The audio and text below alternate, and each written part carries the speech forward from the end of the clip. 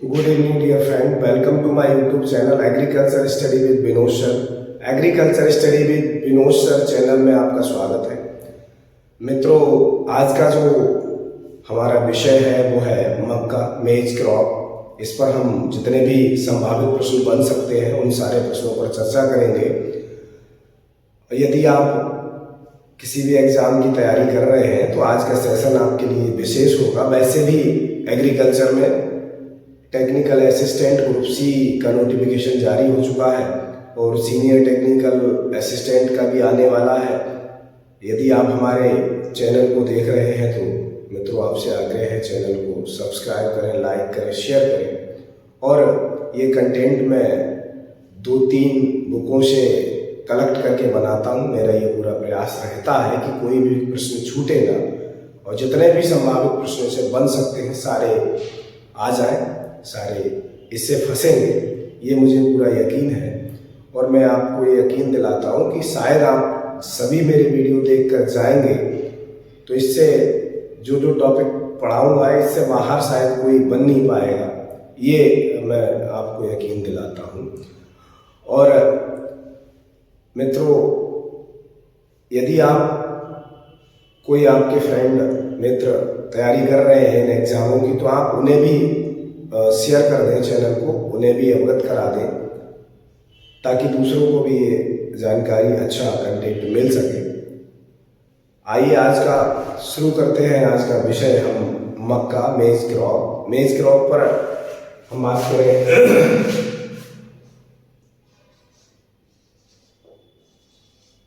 मेज मीन्स मक्का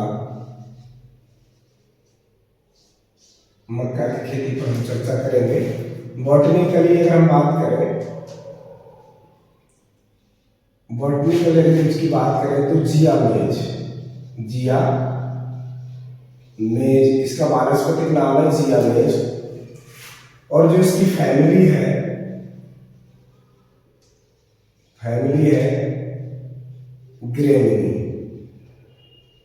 Gramineae family है। और गुणसूत्रों की बात करें तो 2n बराबर 20 क्रोमोसोम या गुणसूत्र है। इसमें क्रोमोसोम जो है 2n बराबर 20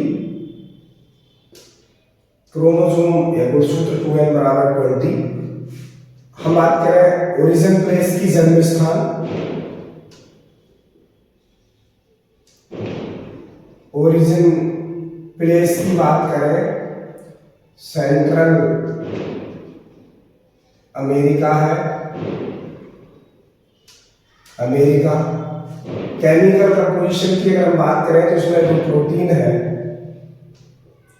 प्रोटीन 10% पाई जाती है, ऑयल 4% पाया जाता है, फाइबर, फ्रूट फाइबर जो होता है वो 2.3% होता है। कार्बोहाइड्रेट की बात करें, कार्बोहाइड्रेट तो ये 70% होता है। मिनोइड्स की बात करें तो 10.4% होता है। ये तो रहा इसका केमिकल कंपोजिशन। अब हम बात करें इसे क्वीन ऑफ सीरियल सबसे पूछा जाता है परीक्षाओं में मोस्टली। क्वीन ऑफ सीरियल किसे कहते हैं? क्वीन ऑफ सीरियल्स मीन्स खाद्यान्न फसलों की रानी, क्वीन ऑफ सीरियल्स मेज को कहते हैं। कौन सी प्रोटीन पाई जाती है? प्रोटीन की बात करें अगर हम तो इसमें जो प्रोटीन पाई जाती है, जिन प्रोटीन पाई जाती है, बहुत ज्यादा बहुत ही महत्वपूर्ण प्रश्न है। जिन प्रोटीन बहुत पूछा जाता है, मक्का में कौन सी प्रोटीन पाई जाती है? तो जिन प्रोटीन पाई जाती है। प्लांट्स की बात करें तो C4 प्लांट्स है। ये मीन्स जो चौड़ी पत्ती वाले पौधे होते हैं वो C4 प्लांट्स होते हैं, जैसे मेज, सुगरकेन और बाजरा, ये सब C4 प्लांट्स होते हैं। C3 प्लांट्स जैसे बीट है, गेहूं है, धान है, ये इस तरह के जो छोटी पत्ती वाले, पतली पत्ती वाले होते हैं वो आते हैं C3 प्लांट्स में। तो ये C4 प्लांट्स है। मोनोसियस है।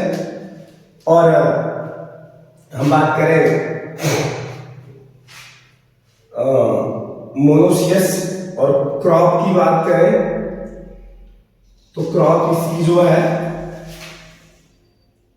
क्रॉस पॉलिनेटेड क्रॉप है।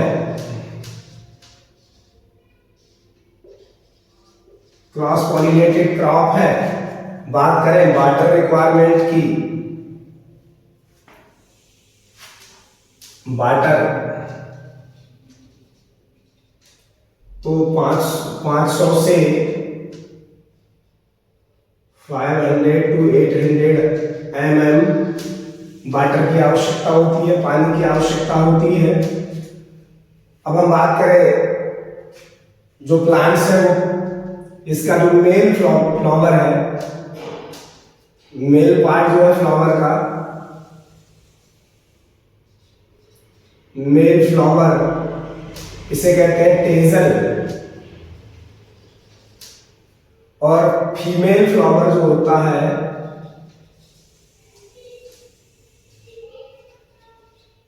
फीमेल फ्लावर इसे बोलते हैं सिल्क। अगर हम बात करें तो इसका जो मेल फ्लावर का मेल पार्ट्स होता है इसे टेजल बोलते हैं, और जो फीमेल पार्ट्स होता है इसे सिल्क बोलते हैं। अगर हम बात करें पानी की आवश्यकता, वाटर रिक्वायरमेंट 500 से 800 ml है। क्रॉस पॉलिनेटेड क्रॉप है, C4 प्लांट्स है, मोनोसियस नेचर है। हम बात करें जिन प्रोटीन पाई जाती है, क्वींस ऑफ सीरियल्स मींस सभी सीरियल्स की रानी वो मेज है। एल्यूमिनेट्स 10.4 है, कार्बोहाइड्रेट 70% है, फाइबर्स 2.3% है, ऑयल 4% है, प्रोटीन 10% है, ओरिजिन प्लेस सेंट्रल अमेरिका है। इसके बाद बात करें इसमें जो येलो कलर होता है, येलो कलर जो होता है वो क्राइटोजैंथिन के कारण होता है येलो कलर। अब हम बात करें इसके प्लांट्स, प्रोटेंडरस इन नेचर होता है,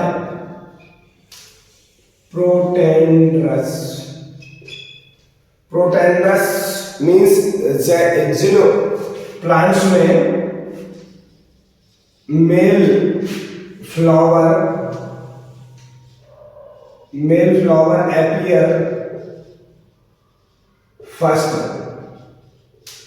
मीन्स जिन पौधों में पहले मेल फ्लावर निकलता है, मेल फ्लावर दिखाई देता है, उन्हें प्रोटेंडरस बोलते हैं। और जिनमें फीमेल निकलता है उन्हें प्रोटोगाइनी बोलते हैं। दूसरा होता है प्रोटोगाइनी। तो प्रोटोगाइनी जो होता है उसमें क्या होता है, female appear, female flower appear first,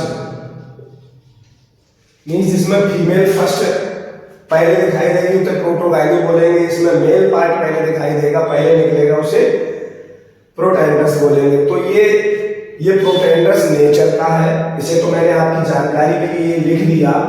ये इसको लिखने का विषय ये था कि आशा था कि आपको जानकारी हो जाए प्रोटोगाइनी क्या होता है, प्रोटेंडरस क्या होता है। तो ये प्रोटेंडरस नेचर का होता है। मेल फ्लावर इसमें पहले निकल आता है, टेजल।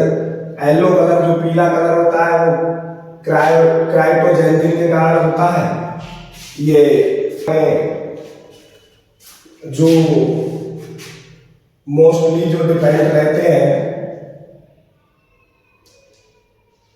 wholly depend on maize, जो पूर्णतः मक्के पर डिपेंड रहते हैं या मक्के का सेवन करते रहते हैं, ऐसे लोगों को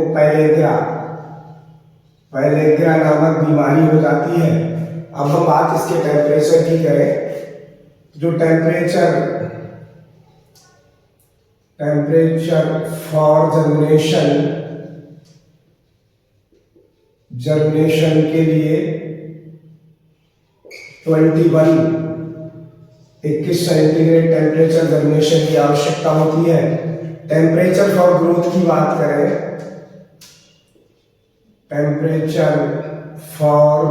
की बात करें, ग्रोथ के लिए 32 सेंटीग्रेड टेम्परेचर की आवश्यकता होती है। और अभी हम जो बात कर रहे थे इसमें रिमूवल ऑफ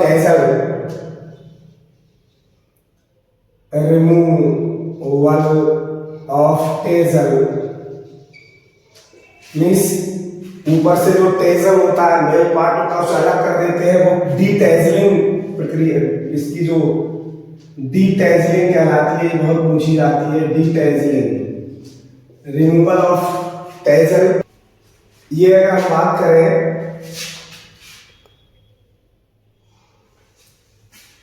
बात करें ये जो मेज है, ये नॉन टिलर प्लांट है।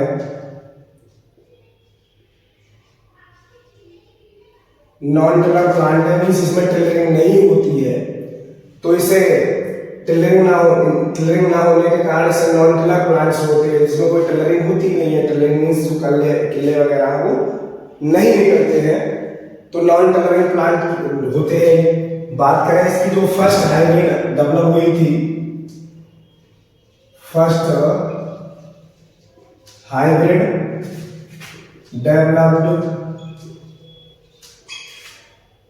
ये ईस्ट एंड जीएस सल के द्वारा 1910 में ये डेवलप हुई थी। और ये जो डेवलप हुई थी वो सिंगल क्रॉस टेक्निक्स के द्वारा हुई थी। सिंगल क्रॉस टेक्निक, लेकिन एट प्रेजेंट इस समय वर्तमान में मोस्टली डबल क्रॉस टेक्निक का यूज हो रहा है। हम बात करें प्लांट टू प्लांट डिस्टेंस की, तो प्लांट टू प्लांट डिस्टेंस जो रखते हैं, प्लांट टू प्लांट जो रहती है वो 20 सेंटीमीटर, और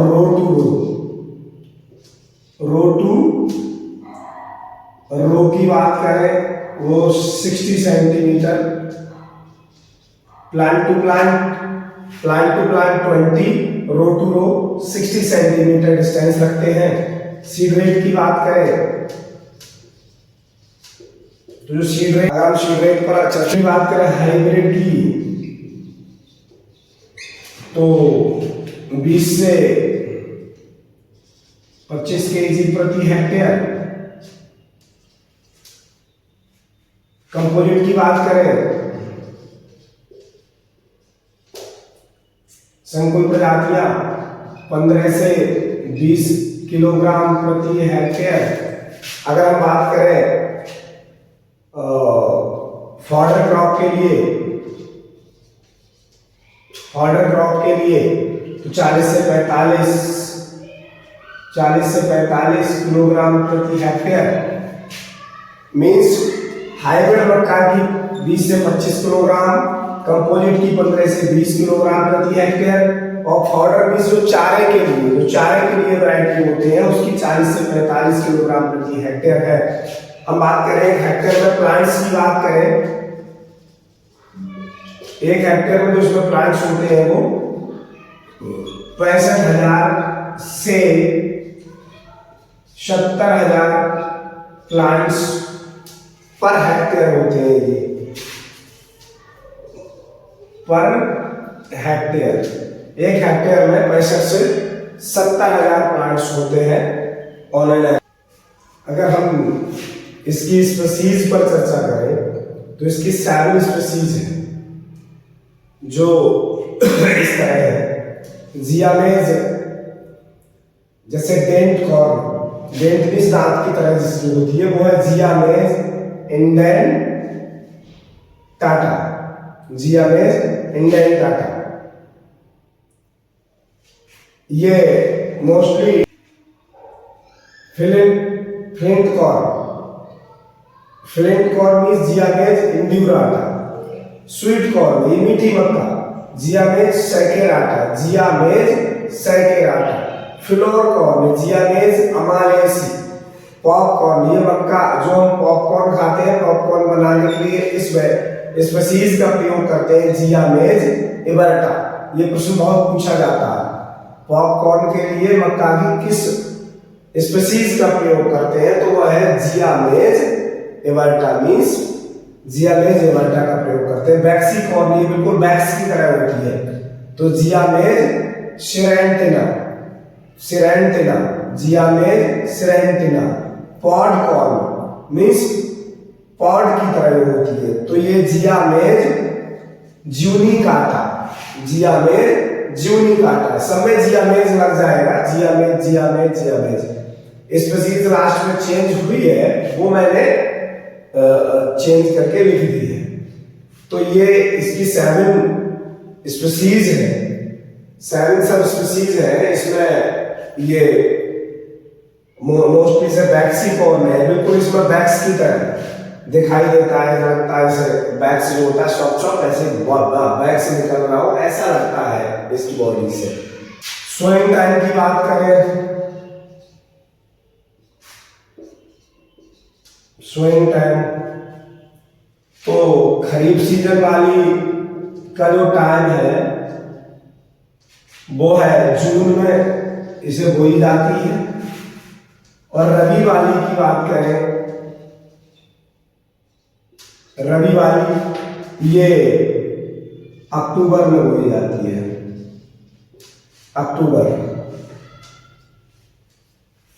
वैसे ये रबी वाली मोस्टली जो ग्रो की जाती है बिहार में की जाती है, रबी वाली जो क्रॉप ग्रो की जाती है ये बिहार में की जाती है, बिहार में इसे ग्रो करते हैं। इसका जो सोइंग टाइम है।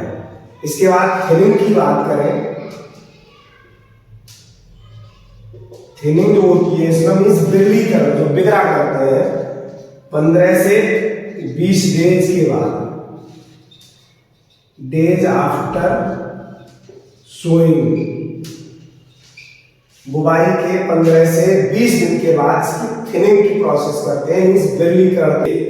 इसकी कुछ महत्वपूर्ण वैरायटियां हैं, जैसे माही कंचन एंड माही धवन, ये राजस्थान में ग्रो की जाती है।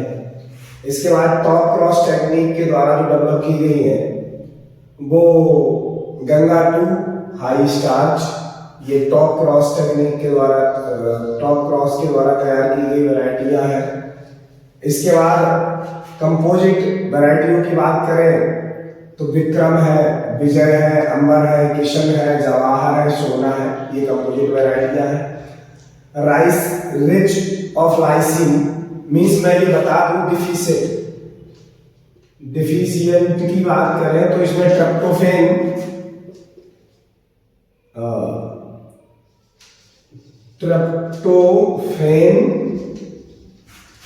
एंड लाइसिन, ट्रिप्टोफैन और लाइसिन, ट्रिप्टोफैन और लाइसिन की कमी पाई जाती है।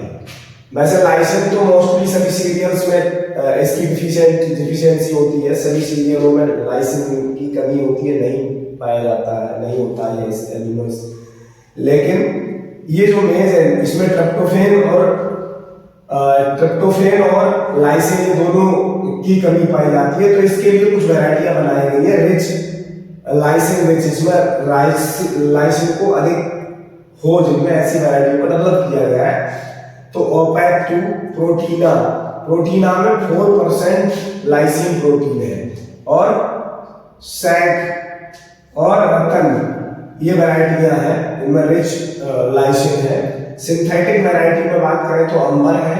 न्यू वैरायटियां जो डेवलप हुई है इसमें DMRH 13 13 1308 मीन्स DMRH 1301 1308, पूषा MH9, प्रताप हाइब्रिड मेज 3।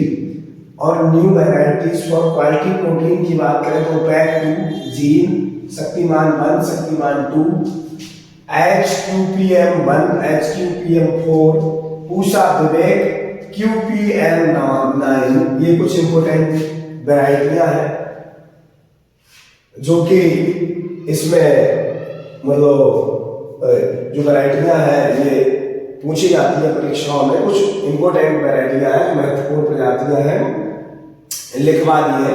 अभी हम चर्चा कर रहे थे single cross technique. Single cross जो टेक्निक थी ये ईस्ट एंड GS शॉल के द्वारा 1910 में दी गई थी। और डबल क्रॉस की बात करें तो मोस्टली इस समय यूज हो रही है डबल क्रॉस। ये DF जॉन्स के द्वारा 1920 में दी गई है। 1920 में। अगर हम हर्बिसाइड की बात करें, बहुत बार ये प्रश्न पूछा गया है कि मेज में कौन सा हर्बिसाइड यूज होता है, तो मेज में एट्राजिन यूज होता है। एट्राजिन हर्बिसाइड का प्रयोग किया जाता है। ये प्रश्न कई बार परीक्षाओं में ये पूछा जाता है। और ये कौन सी प्रोटीन पाई जाती है, तो प्रोटीन वाला भी लगातार प्रश्न पूछा जाता है। जो प्रोटीन पाई जाती है जिन, ये जिन प्रोटीन वाला भी प्रश्न लगातार परीक्षाओं में पूछा जाता है। इसके बाद हम बात करें white bud of maize. White bud of maize की बात करें तो ये Zn की डिफिशियंसी, जिंक की डिफिशियंसी के कारण white bud of maize disease लगता है जिंक की डिफिशियंसी से। अब हम बात करें की बात करें N, P और K। N 100 से 150, P 70 से 80 और K 125 से 150। ये केजी प्रति हेक्टेयर में होंगे सारे। किलोग्राम प्रति हेक्टेयर मीन्स केजी प्रति हेक्टेयर में। इनके टाइम जो हार्वेस्टिंग के समय पर जो टेम्परेचर, जो उसमें मॉइस्चर होता है वो 20 से 25% होता है। और जो यील्ड है, इसकी उत्पादन है, वो 40 से 45 कुंतल प्रति हेक्टेयर मिलता है। ये इसका उत्पादन है। ये सारे महत्वपूर्ण, जितने भी महत्वपूर्ण क्वेश्चन बन सकते थे मेज से संबंधित किए हैं। उम्मीद करता हूँ आप किसी भी एग्जाम की तैयारी कर रहे हैं, आपके लिए बहुत ही महत्वपूर्ण होगा, विशेष होगा आज का सेशन। बहुत बहुत धन्यवाद।